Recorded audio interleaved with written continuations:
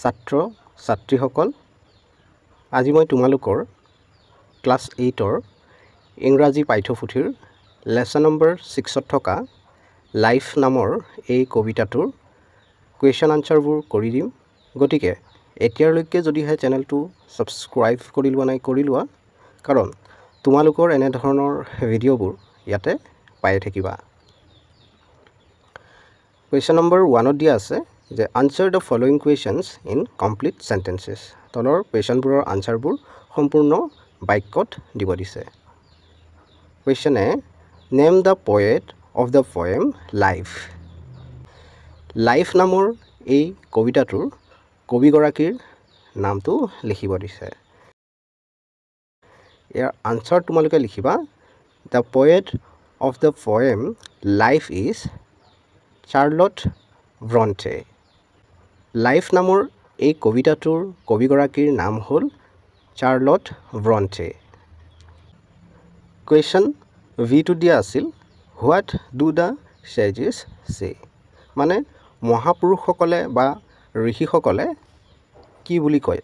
ইয়াৰ answer তোমালোকে লিখিবা the sages say life is not a dark dream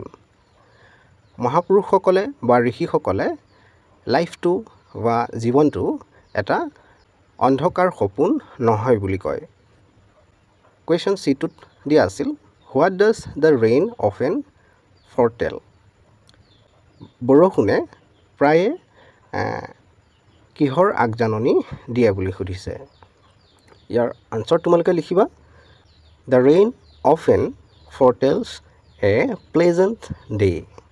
মানে বৰষুণে প্ৰায়ে এটা সুখদায়ক দিনৰ আগজাননী দিয়ে দ্বিতীয়ত দিয়া আছিল what should we do during joyful times in life মানে জীৱনৰ আনন্দৰ সময়ত আমি কি কৰা উচিত ইয়াৰ আনসাৰ তোমালোকে লিখিবা we should enjoy the joyful times of our life gratefully and cheerfully question E2ত দিয়া আছিল who does our worst refer to মানে আৰ ৱেষ্ট ই কাক বুজাইছে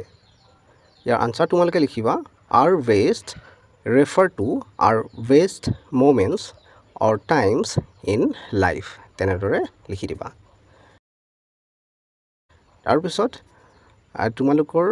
2 নম্বৰ কুৱেশ্যনটোত সুধিছিল হোৱাই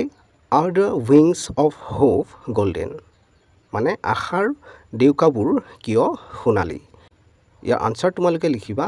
the wings of hope are described as golden because gold symbolizes optimism hope helps us to bear difficulties and look forward positively hence the golden wings represent optimism question number 3 to dia asil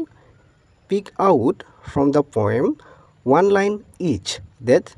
reflects an optimistic attitude and a pessimistic attitude your answer তোমালোকে মই ইয়াতে জেনেদৰে লিখি দিছো তেনেদৰে লিখিবা যে a line reflecting an optimistic attitude is yet hope again elastic springs and a line reflecting a pessimistic attitude is what though sorrow seems to win over hope a heavy sway